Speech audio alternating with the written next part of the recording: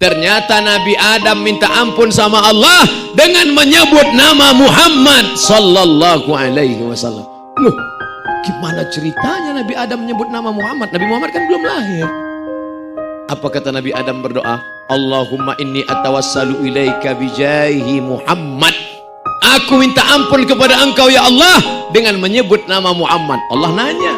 Allah nanya bukan Allah tidak tahu, Allah Maha tahu. Allah mau kasih tahu siapa yang tidak tahu dan yang tak mau tahu.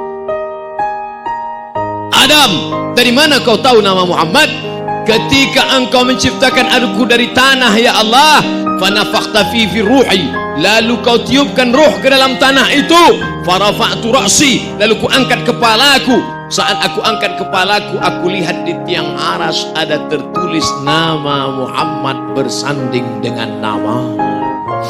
Aku tidak tahu dia siapa, aku tidak tahu dia makhluk apa, tapi rasanya tidak mungkin namanya bisa dekat dengan namamu kecuali dia punya kedudukan yang tinggi. Maka aku sebut namanya bertawassul kepada Allah Subhanahu wa taala. Assalamualaikum warahmatullahi wabarakatuh. Bismillahirrahmanirrahim. Ashhadu an la ilaha illallah wa ashhadu anna Muhammad Rasulullah.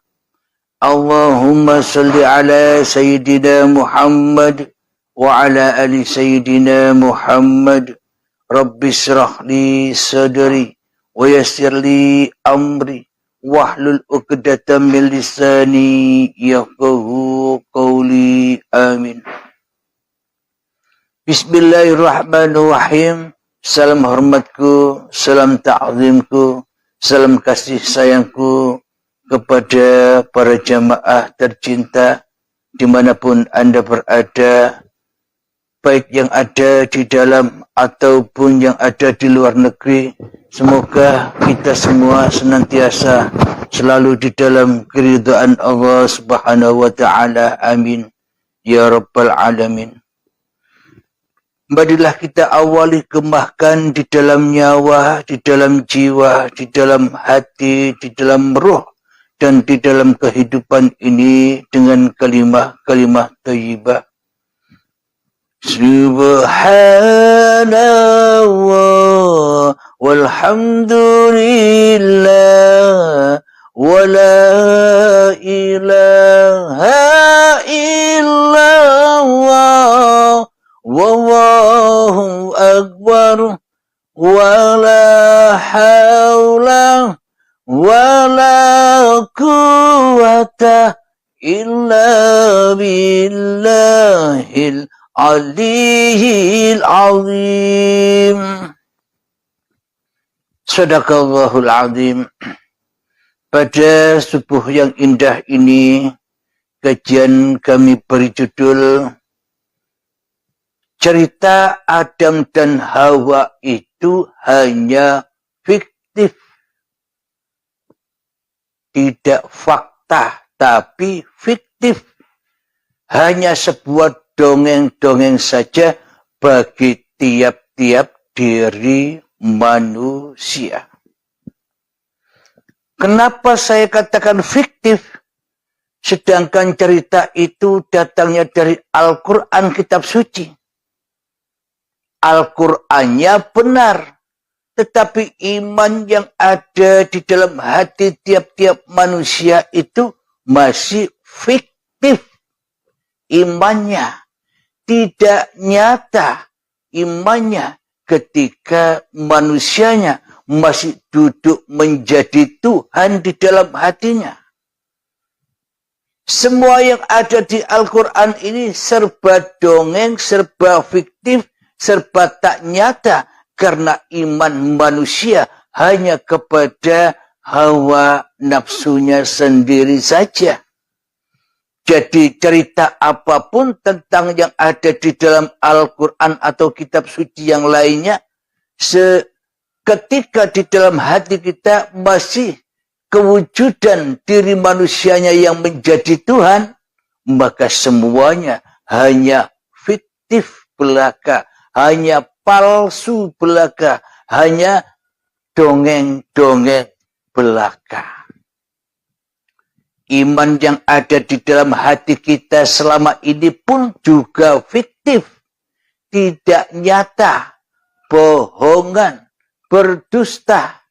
Tidak ada faktanya bahwa kita selama ini iman kepada Allah. Imannya selama ini hanyalah iman-iman yang dusta. Buktinya di dalam hati kita yang wujud, yang hidup, yang berkuasa bukan Allah. Tapi hawa nafsu kita lah yang duduk menjadi raja dan Tuhan yang selama ini kita pertuhankan di dalam hati kita. Inilah bukti iman kita, akidah kita, pertuhan kita, agama kita pun selama ini pun juga fiktif. Bohongan. Dusta. Kenapa? Karena kita lebih iman, lebih cinta, lebih sayang kepada diri kita sendiri daripada pencipta diri kita selama ini. Jadi semuanya serba palsu. Belaka. Alhamdulillahirabbil alamin. Cerita tentang Adam dan Hawa hanya fiktif. Memang selama ini kita mendengarkan dongeng-dongeng atau cerita-cerita sejarah tentang Adam yang ada di dalam Al-Quran, sehingga kita membayang-bayangkan ada sosok manusianya yang bernama Adam, ada sosok manusianya yang bernama Siti Hawa. Semua itu hanya imajinasi manusia saja. Semua itu keyakinan akidah manusia saja yang apa? Cinta kepada sejenisnya. Karena manusia sukanya berimajinasi, sukanya halusinasi saja. Karena tidak nyata, karena fiktif semua yang ada di dadanya tentang Tuhan. Apalagi kitab-kitab sucinya Tuhan. Maka dari itu umat-umat manusia banyak tersesat karena kitab-kitab sucinya sendiri. Karena salah memahami arti yang sebenar-benarnya. Arti yang mutasyabihatnya. Arti yang sesungguh-sungguhnya yang tersirat di dalam arti yang tertulis. Jadi kebanyakan manusia tersesat karena kitab sucinya sendiri, karena memahami, karena mengartikan dengan hawa nafsunya sendiri, bukan dengan Tuhannya. Kenapa? Karena araftu Rabbi bi Rabbi. Aku mengenal Tuhanku dengan Tuhanku. Jadi Allah tidak kita jadikan Tuhan, mana mungkin kita bisa paham ayat-ayat sucinya Allah. Ayat-ayat sucinya Tuhan, bila saja Tuhannya tidak dipertuhankan di dalam hatinya, maka pemahamannya pun semua bengkok. Semua salah. Kenapa? Karena salah Tuhan. Alhamdulillahirabbil alamin. Bagaimana caranya agar cerita tentang Adam dan Hawa itu nyata, jelas bagi tiap-tiap diri manusia untuk dijadikan sebuah pedoman kitab suci yang nyata dan jelas? Ya, kita harus kembali dulu kepada Allah. Ya, kita harus menyembah dulu kepada Allah. Ya, kita harus wujud nyata dulu Tuhannya daripada dirinya. Maka semuanya akan nampak jelas dan nyata. Syahadatnya pun nyata. Sholatnya pun nyata. Zakatnya pun nyata. Puasanya pun nyata. Hajinya pun nyata. Imannya pun nyata. Bila Allah, bila Tuhan yang menghidupi, Tuhan yang menciptakan diri kita lebih nyata di dalam hati kita daripada kita sendiri, maka ia akan bisa memahami betapa faktanya, betapa benarnya kitab-kitab suci itu. Karena memang kitab suci hanya untuk orang-orang yang mensucikannya. Bila di dalam hati kita saja tidak suci, yang ada, yang wujud, yang hidup, masih yang najis, masih yang kotor, masih yang fana, bagaimana mungkin bisa membaca ayat-ayat suci? Walhasil semuanya kotor semua. Ayat sucinya tidak dibaca dengan kesucian Tuhannya, malah mengotorinya dengan hawa-hawa nafsunya sendiri. Mengartikan Al-Quran dengan hawa nafsunya sendiri. Menafsirkan Al-Quran dengan hawa nafsunya sendiri. Sehingga semua hanyalah angen-angen baik. Yang kita selama ini sibuk mencari sosok-sosok yang diceritakan di dalam Al-Quran. Sosok malaikat kita cari. Sosok para nabi kita cari. Padahal para malaikat, para nabi, para setan, iblis pun tidak akan pernah mati bila manusianya masih hidup. Jadi semua alam semesta ini akan mati jika masing-masing diri manusianya sudah kembali kepada Allah, yakni mati, kembali kepada agama Allah. Jadi Adam, iblis, malaikat itu takkan pernah mati sejak awal sampai akhir zaman. Kenapa? Karena Allah terus menggelar dan menciptakan manusia-manusia yang baru. Jadi diciptakannya manusia yang baru, kemudian remaja, dewasa, tua, dimatikan, membuat lagi. Maka tak akan pernah mati cerita tentang malaikat, cerita tentang nabi, cerita tentang iblis dan setan terus bergulir, terus berlangsung. Meskipun nanti kita sudah mati, nanti kita sudah tak ada, malaikat, iblis, setan pun ya masih ada ceritanya bagi orang-orang yang setelah kita. Alhamdulillahirabbil alamin. Jadi sesungguhnya cerita Adam dan Hawa itu di mana kenyataannya? Jadi cerita Adam dan Hawa itu di mana faktanya? Agar semua fakta tidak bayang-bayang lagi, tidak dongeng-dongeng lagi. Agar semua fakta jangan menonton biskup saja. Jangan menonton alam dunia ini saja. Bila kita keluar dari diri kita, maka semua hanyalah semu belaka. Bila kita keluar diri, semuanya hanya fata morgana saja. Bila kita sering sukanya, cintanya ada di luar diri, maka kita akan tersesat jauh dari Tuhan yang telah menciptakan kita. Jadi sesungguhnya semua cerita-cerita yang ada di dalam kitab suci yang sudah diturunkan kepada seluruh manusia, ada kitab sucinya agama Islam, ada kitab sucinya agama Nasrani, ada kitab sucinya agama Yahudi Majusi, ada kitab sucinya Buddha, Hindu, Konghucu dan sebagainya. Semuanya intinya menerangkan keesaan Tuhan. Akan tetapi berhubung yang memahami hawa nafsu, yang memahami iblis dan setan, ya merasa benar sendiri dengan kitab-kitabnya, merasa benar sendiri dengan agama-agamanya.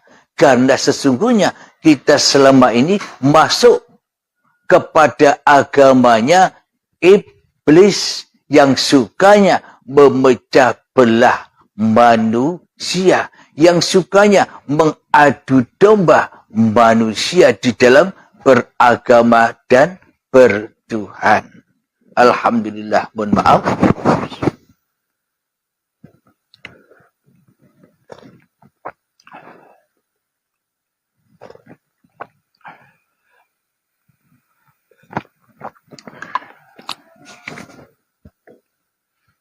Agar cerita kisah tentang Adam dan Hawa ini tidak fiktif lagi, tidak angan-angan lagi, tidak halu lagi, maka sebenar-benarnya Adam dan Hawa itu hanyalah kiasan, hanyalah sanepan, hanyalah gambar diri setiap manusia. Mari kita buktikan kenyataannya. Dulu katanya diciptakannya lah Adam. Adam sejatinya apa? Karena di Al-Quran itu full penuh dengan kiasan-kiasan yang indah. Bagi hawa nafsu, bagi iblis dan setan tak akan pernah bisa memahami. Karena yang bisa memahami ya orang-orang yang disucikan Allah, yang bisa memahami orang-orang yang dikehendaki Allah, yang bisa memahami orang-orang yang sudah kembali kepada Allah. Maka ketika Adam tercipta, diperintahkanlah kepada malaikat dan iblis untuk bersujud kepada Adam. Sedang malaikat mau bersujud kepada Adam. Akan tetapi iblis tak mau bersujud kepada Adam. Malaikat memandang Adam bukan sosok manusia. Malaikat memandang Adam adalah hakikat diri sejati malaikatnya yang tak ada. Malaikat diperintahkan untuk mentiadakan dirinya di hatinya. Malaikat melaksanakan. Itulah yang dimaksud sujud. Bukan sujud ala gambar-gambar seperti sujudnya orang sholat. Akan tetapi sujud kepada Adam itu sujud menerima legowo dengan ketiadaan diri manusianya. Karena hanya Tuhanlah yang ada. Karena hanya Gustilah yang nyata. Karena hanya Tuhanlah yang wujud di alam semesta ini. Sedangkan manusia, sedangkan selain Tuhan, tidak wujud, yakni Adam. Apapun tulisan Adam itu, kebalikan dari wujud, yang tidak wujud. Allah yang wujud, selain Allah yang tidak wujud. Itu keyakinan bagi orang-orang yang bertuhan. Namun bila imannya iman yang fiktif, bila imannya iman bohongan, bila imannya hanyalah mencari kemuliaan dan kebanggaan hawa nafsunya, maka tak akan percaya bila Allah yang wujud, bila Allah yang nyata, bila Allah yang hidup, dan bila Allah yang berkuasa atas dirinya dan alam semesta ini. Tidak percaya. Kenapa? Karena manusia lebih cinta kepada dirinya sendiri daripada cinta kepada yang menciptakan dirinya. Karena manusia tak tahu diri. Alhamdulillahirabbil alamin. Jadi malaikat sudah tak melihat sosoknya Adam lagi. Karena Adam sejatinya bukan sosok. Adam itu bersujud kepada Adam itu bersujud bahwa hanya Allah lah yang wujud di dalam atau meliputi alam semesta ini. meliputi segala sesuatu.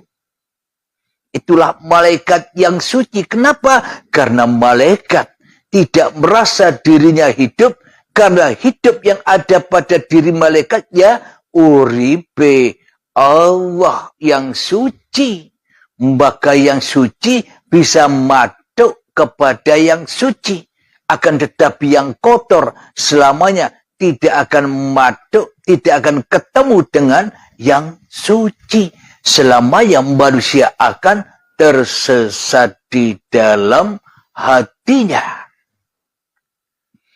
Alhamdulillahirabbil alamin. Sementara setan, sementara iblis tidak rela, tidak ridho bersujud kepada Adam. Kenapa? Karena iblis tertipu melihat sosok-sosoknya Adam. Karena iblis mata hatinya buta. Karena iblis matanya cuma satu, yakni mata dohir saja, mata makhluk saja, yang dipandang hanya makhluk, hatinya pun memandang yang makhluk. Berarti itu gambaran siapa? Itulah gambaran masing-masing diri manusianya. Bila kita mau masuk ke dalam, maka cerita tentang Adam dan Hawa tidak fiktif lagi, tapi nyata adanya. Semua isi Al-Quran akan nampak nyata ketika Allah lebih berkuasa daripada manusianya di hatinya. Selama ini kan kita tidak mau bersujud kepada Adam. Selama ini kan seluruh manusia tidak mau bersujud kepada hakikat sejati diri manusianya yang tak ada. Selama ini kan kita tidak mau bersujud kepada hakikat sejati manusianya kita yang tak wujud, yang tak hidup, yang gaib. Kita selama ini tidak percaya kalau kita ini gaib. Kita lebih percaya bila Allah saja yang gaib. Kan kebalik. Bertuhannya, imannya, akidahnya terbalik. Mestinya manusianya bersujud kepada keadamannya, yakni hanya Allah yang wujud, maka manusia kebalik di dalam menyembah. Karena itu yang disujudi hanyalah hawa nafsunya yang merasa dirinya yang wujud. Allah rawujud. Manusianya nyata, Allah tidak nyata baginya. Itulah yang dimaksud. Akhirnya Adam dulu yang tak ada, diri kita dulu yang tak ada, maka ketika datang detik-detik akil balik tiba, maka kita dipertemukan dengan Siti Hawa. Siapa? Ketika detik-detik akil balik kita awalnya Adam tidak ada, ketika detik akil balik kita ujuk-ujuk tiba-tiba berasa ada. Itulah pertemuan Adam dan Hawa ketika di dalam surga, ketika di dalam badan-badan yang masih kecil ini, yakni anak-anak yang belum usia balik. Jadi itulah surga yang mana di sana tidak ada hukum-hukum bagi anak kecil. Hukum syariat belum bisa untuk diterapkan kepada anak kecil. Jadi anak kecil masih suci meskipun tidak sholat. Anak kecil masih suci meskipun tidak ibadah. Kenapa? Karena ia di dalam surganya Allah. Belum makan buah khuldi. Lihat anak-anak kita yang sebelum usia balik.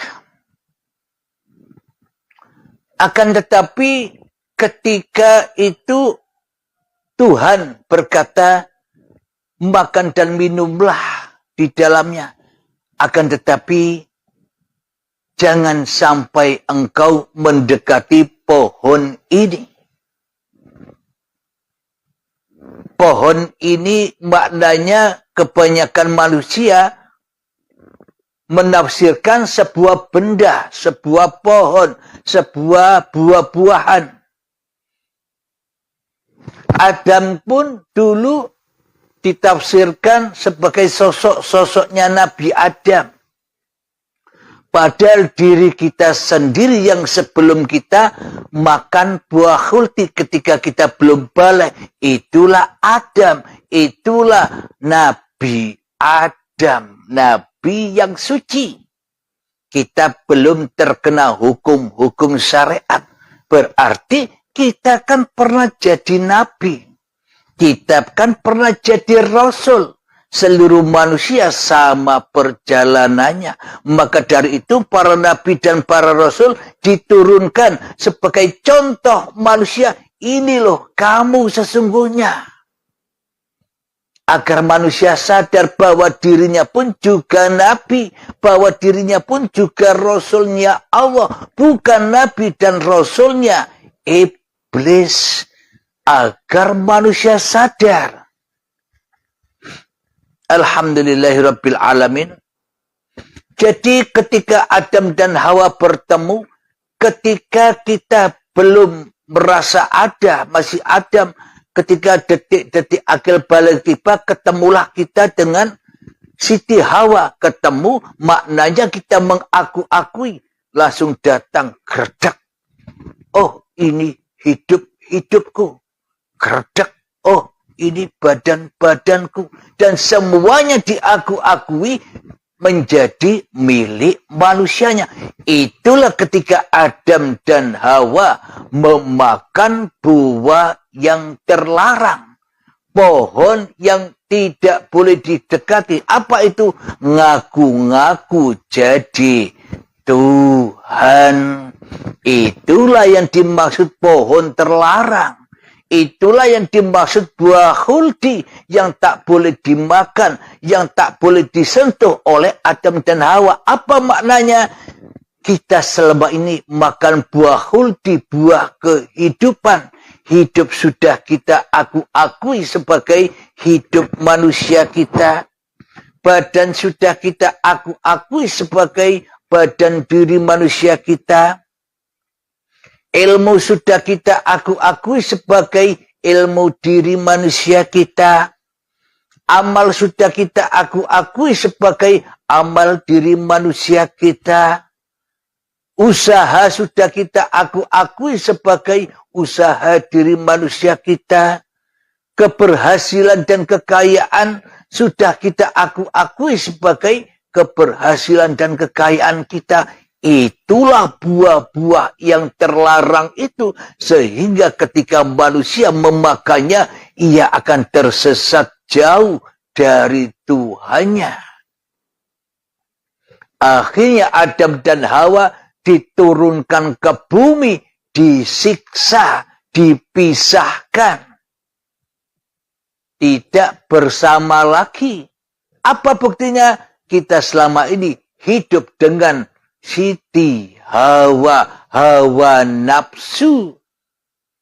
Selama ketika ada di dalam hati kita yang selain Allah, yaitulah Siti Hawa. Ketika di dalam hati kita yang wujud, yang hidup, yang berkuasa masih diri kita, itulah kisahnya Hawa, hawa nafsu.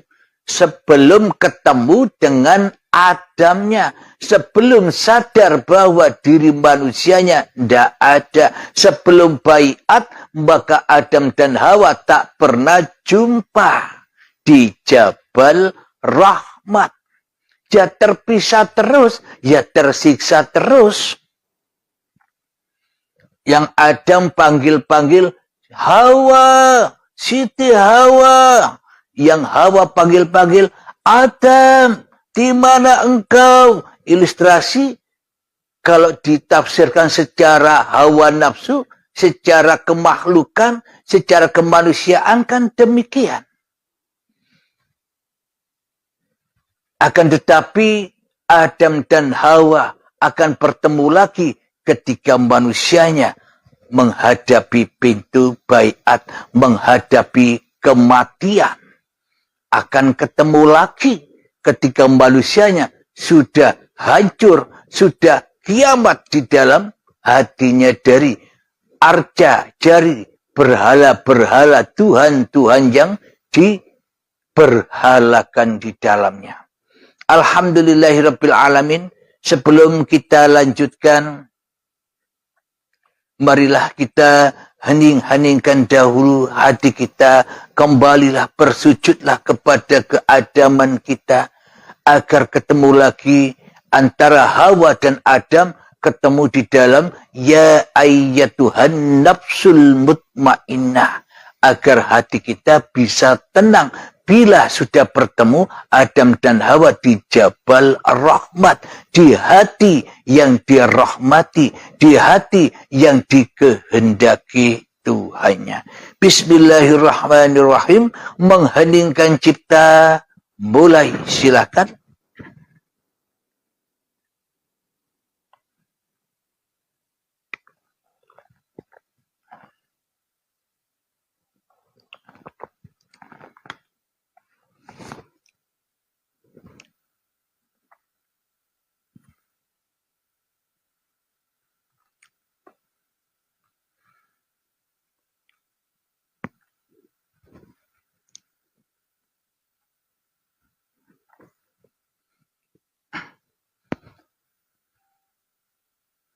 Mengheningkan cipta, selesai. Alhamdulillahirabbil alamin. Mari kita buka Al-Qur'annya di dalam surat Al-Kahfi ayat yang ke-49. Mari kita simak bersama bagaimana sesungguhnya cerita tentang Adam dan Hawa itu fiktif atau fakta. Selama ini kita hanya angen-angen wae. Fiktif wae. Ora nyoto, ora jelas. Kenapa? Karena kita mempertuhankan bukan Tuhan yang menciptakan diri kita. Akan tetapi kita mempertuhankan iblis dan setan yang termaktub di dalam hawa nafsu kita sendiri yang merasa paling ada. Allah diadamkan, Allah ditiadakan. Inilah yang dimaksud seluruh manusia salah akidahnya ketika manusianya masih menjadi Tuhan. Memang semua sudah sunnatullah. Memang sudah ada di dalam Al-Quran. Kullu nafsin dha'iqatul maut. Tiap-tiap yang bernyawa pasti akan merasakan kematian. Tiap-tiap orang yang merasa wujud di dalam hatinya, itulah kematian. Jadi kita selama ini masih mati, masih tersiksa di dalam kuburan-kuburan, ingin dibangkitkan ketika kiamat sudah datang. Apa? Baiat, itulah kiamatnya. Bismillahirrahmanirrahim. Al-Kahfi ayat yang ke-49. Wa wudi'al kitabu fataral mujrimina mushfiqina mimma fihi wa yaquluna ya waylatana ma li hadzal kitabi la yughadiru صغيرة ولا كبيرة إلا أحصاها ووجدوا ما عملوا حاضرا ولا يظلم ربك أحدا. Yang artinya, dan diletakkan kitab catatan amal, lalu engkau akan melihat orang yang berdosa merasa ketakutan terhadap apa yang tertulis di dalamnya. Mereka berkata, Betapa celaka kami. Kitab apakah ini? Tidak ada yang tertinggal dan kecil. Dan yang besar melainkan tercatat semua. Dan mereka dapati semua apa yang telah mereka kerjakan. Dan Tuhanmu tidak menzalimi seorang jua pun. Karena yang menzalimi adalah hawa nafsu kita sendiri. Rabbana zalamna, ya Allah, ampunkanlah aku dari kezalimanku. Allah tidak menzalimi manusia, manusianya lah yang menzalimi dirinya sendiri. Ketika manusianya menuju berangkat, menuju baiat, maka catatan amalnya akan diketahuinya. Besar ataupun kecil akan disadarinya. Apa? Karena kita selama ini salah menggunakan uripe manungsani sebagai penguasa hati. Karena kita sudah sadar bahwa tiada hidup, dialah Tuhan yang menghidupi manusia. Maka ia sadar akan kesalahan-kesalahannya dan siap untuk dikiamatkan agar bangkit imannya, agar bangkit kesadarannya di dalam bertuhan, agar bisa pulang kepada inna lillahi wa inna ilaihi roji'un, agar menjadi husnul khotimah. Ayat yang selanjutnya Al-Kahfi, tetap selanjutnya ayat yang ke-50. Wa idh qulna lil malaikati isjudu li adama fasajadu illa iblis kana minal jinni fafasaqa an amri rabbih afatattakhidunahu wa dhurriyyatahu awliya'a min duni wa hum lakum adu bi'salil zalimina badala.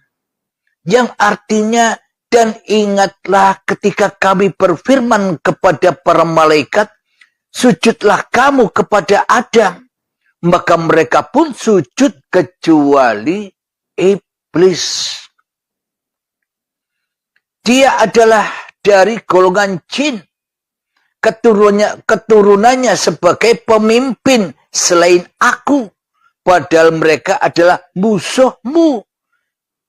Sangat buruklah iblis itu sebagai pengganti Allah bagi orang yang zalim. Subhanallah. Selama ini kita mengganti Allah dengan iblis. Selama ini kita mengganti uripe Allah dengan uripe setan yang ada di dalam dada kita, ya Allah. Begitu zalimnya kita, maka dari itu kita disiksa di dalam kehidupan dunia ini selama ini. Karena kita telah mentuhankan diri kita sendiri, telah mewujudkan diri kita sendiri, sementara Allah kita tiadakan, sementara Allah kita gaibkan. Inilah tanda kebenaran ayat-ayatnya. Sangat buruklah iblis itu sebagai pengganti Allah. Berarti siapa diri kita selama ini? Diri kita inilah yang selama ini kita puja-puja, kita cinta-cintai. Oh, ternyata kita selama ini jadi iblis. Jadi Siti Hawa yang tersiksa dan terbakar di dalam urusan-urusan yang selain Allah, urusan dunia, urusan ilmu, urusan ibadah, urusan pekerjaan, urusan kebanggaan, urusan kemuliaan, urusan pangkat, urusan jabatan, semuanya menghukum dan membakar hati kita. Kenapa? Karena itu yang lebih kita pertuhankan di dalam hati kita selain Allah. Ya, inilah bukti yang sangat amat nyata bahwa kitab suci itu bukan fiktif. Bukan dongeng-dongeng saja, tapi nyata di mana? Di dalam tiap-tiap hati manusia yang mau kembali kepada Tuhannya. Bila di dalam hatinya masih kewujudan iblis dan setan, yang mana mungkin tahu isi Al-Quran hanya dibaca-baca doang, hanya dihafal-hafal doang, tanpa tahu apa yang ada di dalamnya. Ayat yang ke-51 kelanjutannya di dalam surat Al-Kahfi. Ma ashhadtuhum khalqas samawati wal ardi wala khalqa anfusihim wa ma kuntu muttakhidal mudillina aduda. Artinya, aku tidak menghadirkan mereka, dalam kurung iblis dan anak cucunya, untuk menyaksikan penciptaan langit dan bumi. Dan tidak pula menciptakan diri mereka sendiri. Dan aku tidak menjadikan orang-orang yang menyesatkan itu sebagai penolong. Coba kita perhatikan di dalam hati kita. Selama ini kan seolah-olah saja kita bertuhan. Seolah-olah saja kita ciptaan Tuhan. Tapi di dalam hati kita selama ini seolah-olah kita jadi sendiri. Kita hidup sendiri. Kita punya badan-badan sendiri. Kita bisa beramal-amal sendiri. Kita bisa sholat-sholat sendiri. Inilah orang-orang yang jadi Tuhan dan tidak mengenal dari siapa itu ada, dari siapa itu terwujud, dari siapa itu tercipta. Karena kita selama ini seolah-olah itu tercipta karena diriku tercipta-cipta sendiri. Apa bedanya iman kita dengan imannya orang ateis yang tak percaya adanya Tuhan? Inilah kebenaran maha sucinya kitabnya Allah. Karena yang bisa memahami kitab suci, ya orang-orang yang sudah disucikan oleh Tuhannya, orang-orang yang dikehendaki oleh Tuhannya. Kenapa? Karena bukan manusianya yang bisa memahami. Karena yang tahu rahasia Tuhan adalah Tuhan itu sendiri. Araftu Rabbi bi Rabbi. Jadi bila manusia masih melihat kemakhlukannya, pasti menuduh semuanya makhluk. Tapi bila manusianya sudah kembali kepada Tuhannya, maka semua makhluk sudah tak terlihat lagi. Yang terlihat hanyalah Tuhannya. Kemanapun kau hadapkan wajahmu, disitulah aku, kata Allah. Semua tergantung penilaian manusianya. Tergantung manusianya menilai apapun tentang makhluk, bebas-bebas saja. Aku tidak menghadirkan mereka iblis dan anak cucunya untuk menyaksikan penciptaan langit dan bumi. Maknanya ketika di dalam hati kita masih jadi iblis dan anak cucunya, kita takkan pernah bisa menyaksikan Tuhan. Di dalam bumi tidak bisa menyaksikan Tuhan. Di atas langit tidak bisa menyaksikan Tuhan. Maknanya apa? Hidup dan badan masih diakui sebagai miliknya iblis, miliknya anak cucu iblis daripada anak cucu Bani Adam. Kalau anak cucu Bani Adam ya selamat. Kenapa? Karena manusianya tak merasa ada. Tapi kalau Bani Iblis, manusianya merasa ada dan merasa mulia atas keberadaan kewujudan dirinya.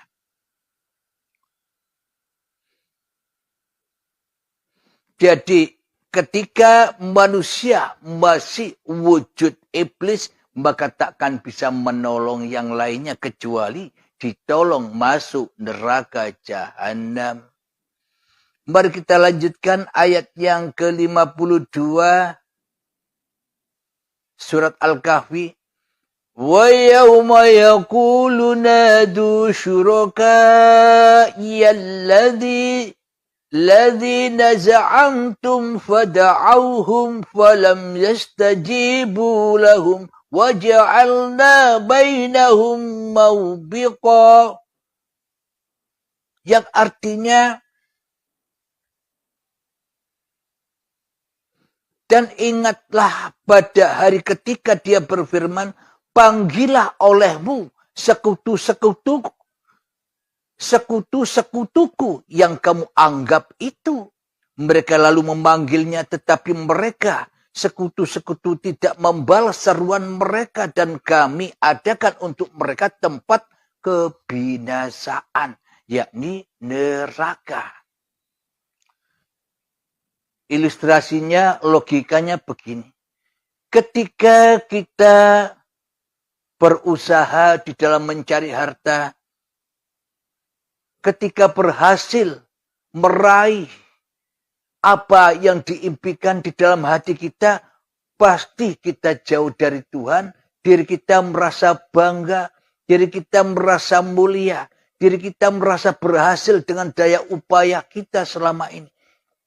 Maka ketika kita jatuh, oleh Allah panggillah semua sekutu-sekutumu.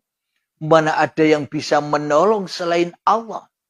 Sesungguhnya kamu termasuk orang-orang yang binasa. Kenapa? Karena di dalam hati kita menyembah yang binasa. Mengadakan yang rusak. Mengadakan yang fana. Siapa? Hawa nafsu kita sendiri. Kebinasaan itu.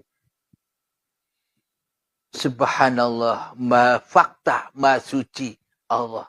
Bagi Allah, bukan bagi manusia. Kalau bagi manusia, Al-Quran, kitab suci hanya dongeng belaka, cerita belaka, fiktif belaka. Kenapa? Karena di dalam hati manusia lebih memahasucikan kitab-kitab hawa nafsune dewe-dewe ketimbang kitab sucinya Allah.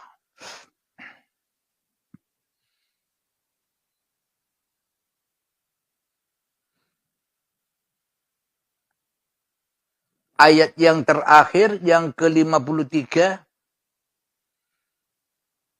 Wara'al mujrimuna an-nar fadhannu annahum muwaqi'uha wa lam yajidu anha masrifa.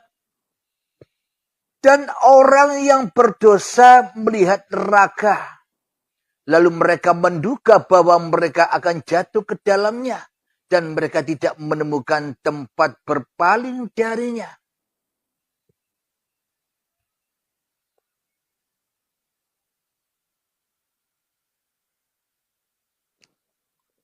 Jadi orang-orang yang sudah mentuhankan dirinya sendiri, ketika sudah datang hari pembalasan, datang hari perhitungan, menjelang masuk pintu baiat, atau kematian, atau kekiamatan, ia merasa berdosa atas laku-laku yang dikerjakannya selama ini.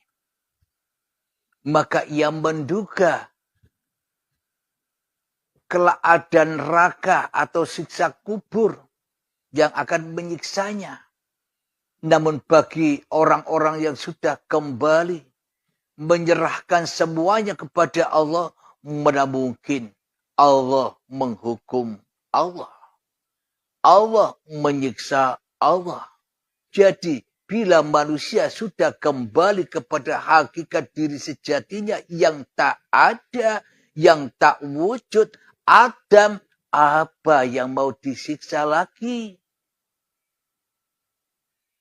Jadi semua cerita Adam dan Hawa, cerita para nabi, kita juga pernah jadi nabi dan rasul, kita juga pernah jadi malaikat, kita juga pernah jadi setan, kita juga pernah jadi utusan-utusan. Semuanya yang digambarkan di dalam kitab suci itu ternyata ya masing-masing diri manusia kita lah gambaran kitab suci itu. Maka dari itu Bila kita pahami dengan hati, maka langsung ahad semuanya. Tapi kalau kita pahami dengan hawa nafsu, maka akan terjadi cerita-cerita makhluk, biskop-biskop yang bisa membuat kita sesat dari arti yang sebenar-benarnya. Alhamdulillahirrabbilalamin. Semoga saya khususnya dan semoga kita semua jemaah uripi Allah dan seluruh manusia akan menyadari dan berbondong-bondong masuk ke dalam agama Allah. Kembali kepada agama Tuhan dari Adam. Kembali kepada Adam.